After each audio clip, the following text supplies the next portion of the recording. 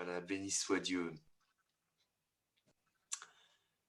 On va lire ce soir dans le livre de l'Apocalypse, au chapitre 7 et au verset 9.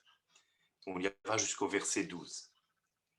C'est l'apôtre Jean qui parle, il dit « Après cela, je regardais, et voici, il y avait une grande foule que personne ne pouvait compter, de toute nation, de toute tribu, de tout peuple et de toute langue. Ils se tenaient devant le trône et devant l'agneau, revêtus de robes blanches et des palmes dans leurs mains. Et ils criaient d'une voix forte en disant : « Le salut est à notre Dieu qui est assis sur le trône et à l'agneau. » Et tous les anges se tenaient autour du trône et des vieillards et des 4 êtres vivants. Et ils se prosternèrent sur leur face devant le trône, et ils adorèrent Dieu en disant Amen.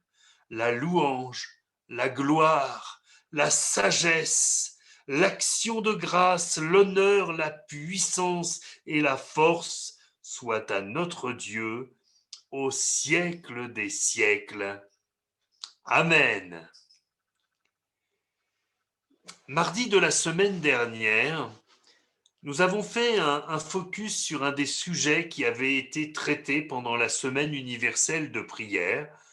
C'était la bioéthique. Alors nous avons survolé le sujet parce qu'on pourrait en parler pendant des heures et pendant des jours.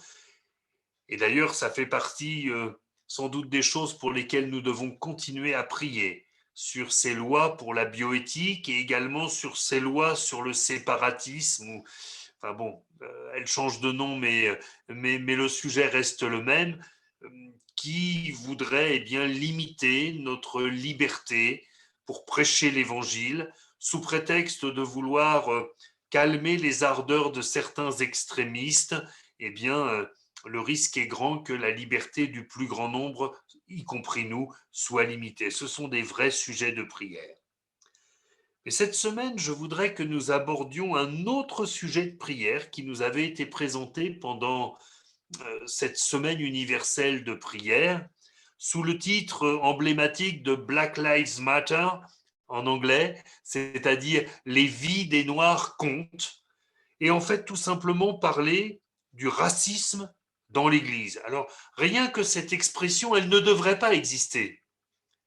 Mais malheureusement, nous savons que parfois, eh bien, il y a des comportements, des réflexions, des choses qui ne devraient pas exister au milieu de nous et qui ont besoin, eh bien, d'être corrigées.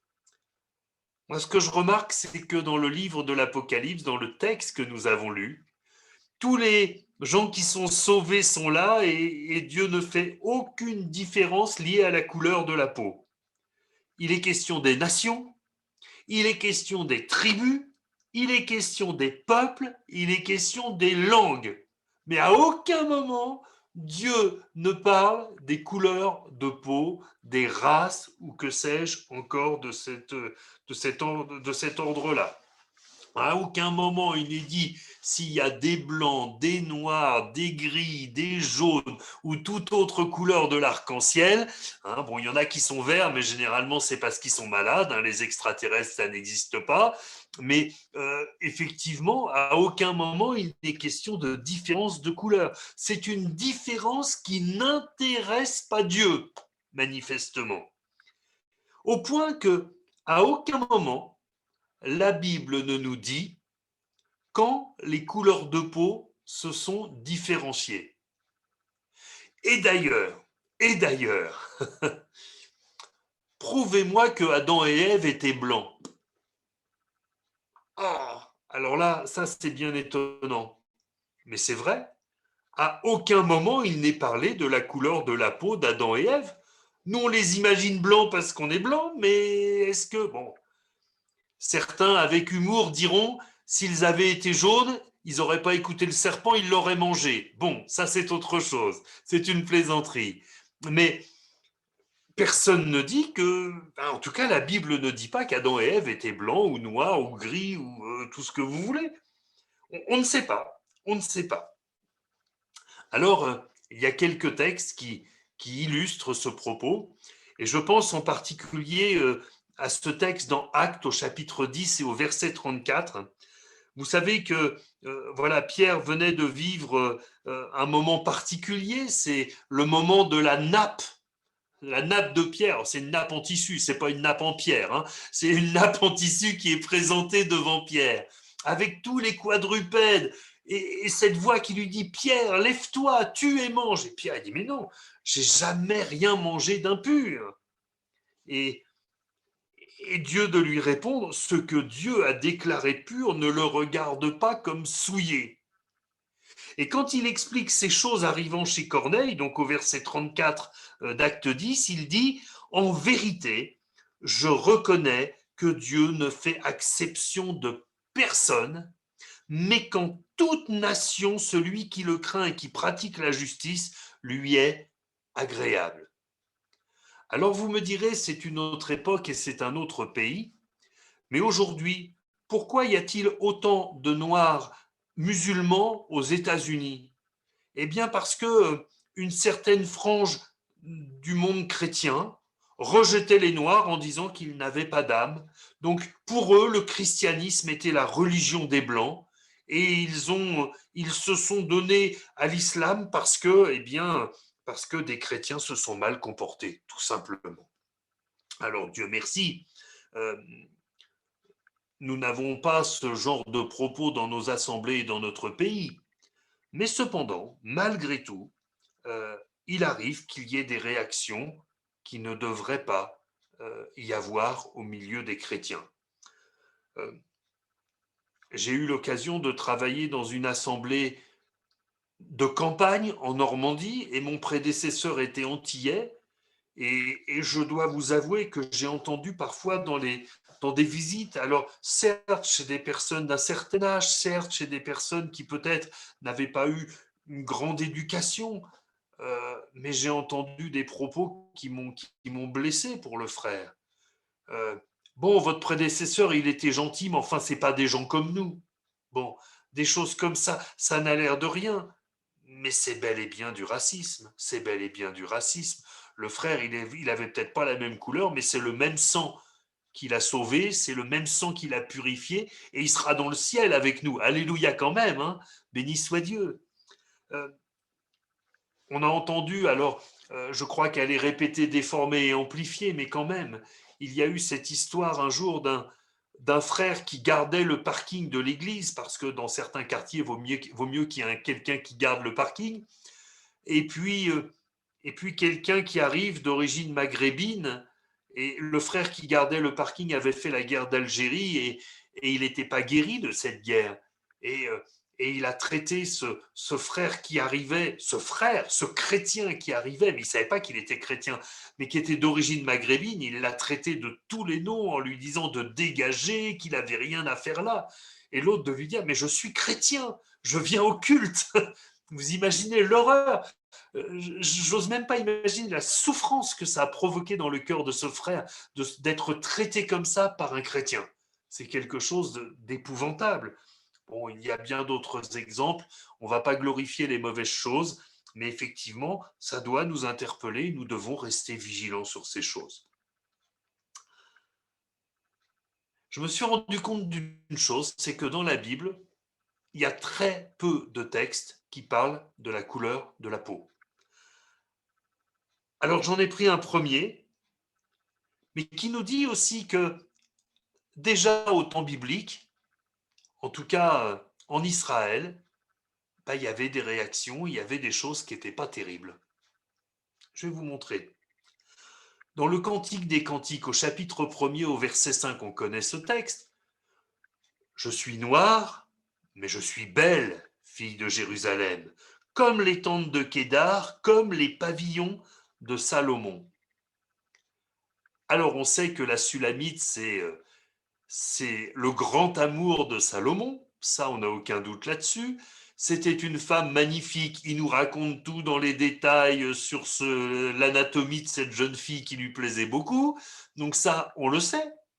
Mais regardez comment les choses sont écrites. Elle doit préciser « je suis noire, mais je suis belle ». Tout simplement parce qu'il y avait sans doute des paroles désobligeantes à son égard. Parce que sinon, elle aurait dit « je suis noire et je suis belle ». Pas « mais « et je suis belle ». Mais c'est comme si la beauté s'opposait au fait qu'elle soit noire. Mais non, bien évidemment que non. Mais ça montre qu'effectivement, des fois, il y avait des gens qui se comportaient mal déjà dans le peuple de Dieu. Rappelons que Moïse a eu des soucis quand il a épousé une femme d'origine éthiopienne, et au point que sa propre sœur a remis son autorité en cause et qu'elle a été frappée de lèpre. Donc ça aussi, là aussi, on a un texte qui est particulier. Et puis, il y a ce texte de Jérémie 13, au verset 23. Un Éthiopien peut-il changer sa peau? Et un léopard ses taches de même. Pourriez-vous faire le bien, vous qui êtes accoutumés à faire le mal? Alors attention à ne pas faire d'amalgame. Le fait que l'Éthiopien ait la peau noire ne veut pas dire qu'il fait le mal. Sinon, ça voudrait dire qu'être un léopard est un péché aussi.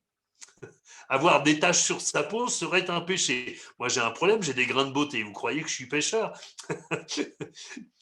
Ah oui, on ne peut pas se limiter à ça. Mais ce que cela signifie, c'est que la couleur de la peau de l'Éthiopien, tout comme les taches du léopard, ne sont pas un péché, mais c'est leur nature qu'ils ne peuvent pas changer eux-mêmes. Et de la même manière, celui qui est vendu au péché ne peut pas changer de nature lui-même.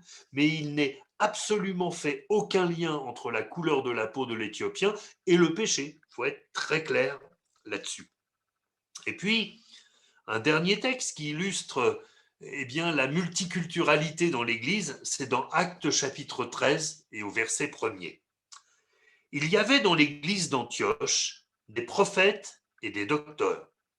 Barnabas, Siméon, appelé Niger, Lucius de Cyrène, Manaën, qui avait été élevé avec Hérode le tétrarque, et Saul. Alors là, on a un exemple très intéressant de cohabitation de frères d'origine complètement différente et qui servaient le Seigneur sans se poser de questions, sans se préoccuper de leurs origines. Hein. Euh, on a Barnabas qui est un juif helléniste, son nom est grec. Hein. On peut dire à la famille David, il n'y a plus ni juif ni grec, alléluia quand même. Eh oui, béni soit Dieu. Lui, c'était un juif helléniste, son nom était grec. À côté, il y a Siméon. Alors, Siméon, c'est un nom juif, mais appelé Niger. Dites-moi, Niger, c'est quand même un nom qui parle d'un certain fleuve, et aujourd'hui même d'un certain pays, et d'un pays d'Afrique noire. Donc, s'il était appelé Niger, c'est sans doute parce que sa peau faisait qu'on l'appelait Niger. Mais à aucun moment on parle de la couleur de sa peau. Lucius de Cyrène. Lucius, c'est un nom latin, un nom romain. Probablement un citoyen romain converti au Seigneur. Et puis il y avait Manaën et Saul, qui eux étaient juifs de souche. Et c'est ça l'Église de Jésus-Christ. C'est tous les peuples, toutes les nations qui sont réunis et qui se réuniront dans le ciel pour louer le Seigneur. Il nous faut prier, mes frères et sœurs, contre cet esprit de racisme.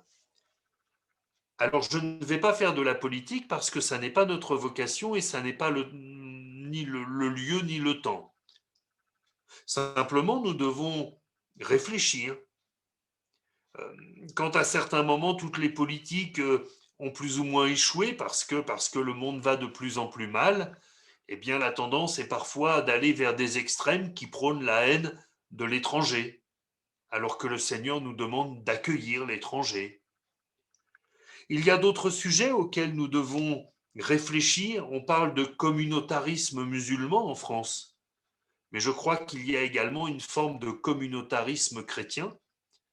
Vous avez des églises évangéliques africaines, des églises évangéliques haïtiennes, des églises évangéliques coréennes, je parle en France, hein, qu'il y ait des églises évangéliques coréennes en Corée, normal, hein, pas de souci. Qu'il y ait des églises évangéliques haïtiennes à Haïti, bah, quoi de plus naturel? Mais ça veut dire deux choses. Ça veut dire que ces frères et sœurs, peut-être ils ont commencé dans des églises comme la nôtre, et puis ils ne se sont pas sentis accueillis, ils ne se sont pas sentis à leur place. Oh, ça se comprend, hein. Vous imaginez que demain, tous autant que nous sommes, le Seigneur nous envoie, je ne sais pas qu'est-ce que je vais vous dire comme pays. Allez, en Inde. Et si on apprend qu'il y a une église évangélique française, on va se précipiter dedans, dites donc. On va être tout content de se retrouver entre nous. Donc les étrangers, quand ils viennent en France, ils font pareil. Sauf que, à force de rester entre soi, on oublie qu'il y a les autres. On n'apprend pas des autres. Il nous faut travailler sur ces points, mes frères et sœurs.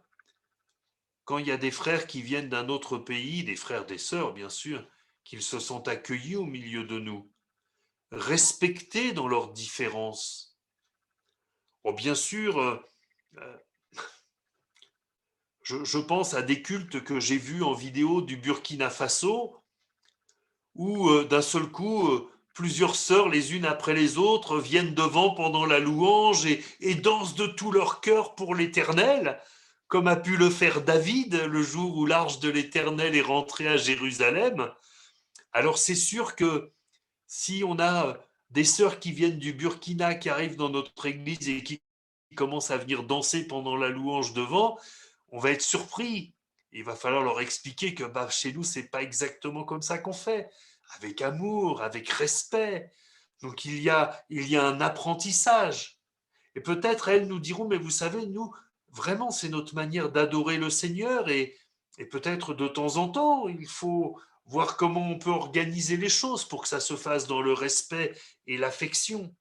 Moi, je crois que nous avons besoin d'apprendre à accepter nos frères et sœurs avec ce que nous avons en commun. Et ce que nous avons en commun, c'est le salut en Jésus-Christ, ça on ne nous le retirera pas, mais aussi avec nos différences.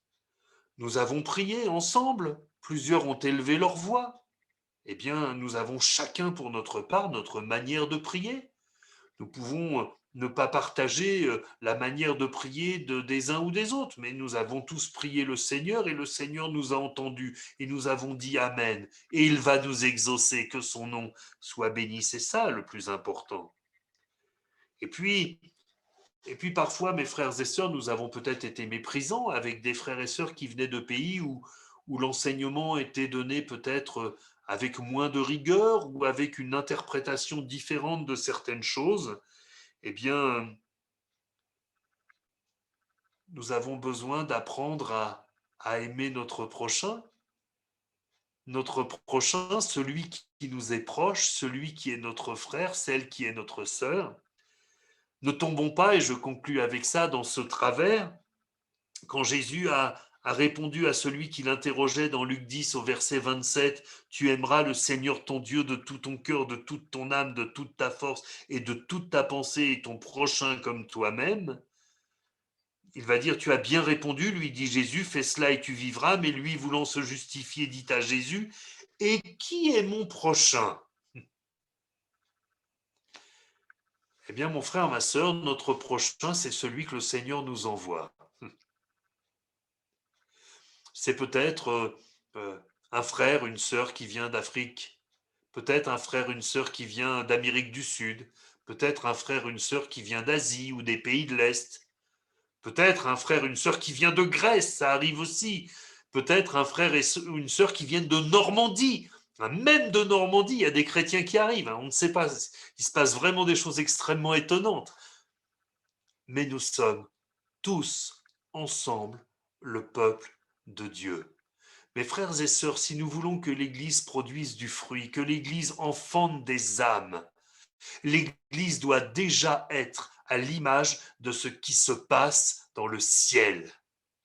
des hommes et des femmes, je le reprends, de toute nation, de toute tribu, de tout peuple et de toute langue qui adorent le Seigneur ensemble, qui le servent ensemble, qui témoignent de sa grâce ensemble. Si nous arrivons à faire ça avec l'aide du Seigneur, avec la conduite de son esprit, alors nous verrons un grand nombre d'âmes remplir le bâtiment pour lequel nous travaillons actuellement afin que les travaux se terminent, nous l'espérons, le plus vite possible. Mes frères et sœurs, que le Seigneur vous bénisse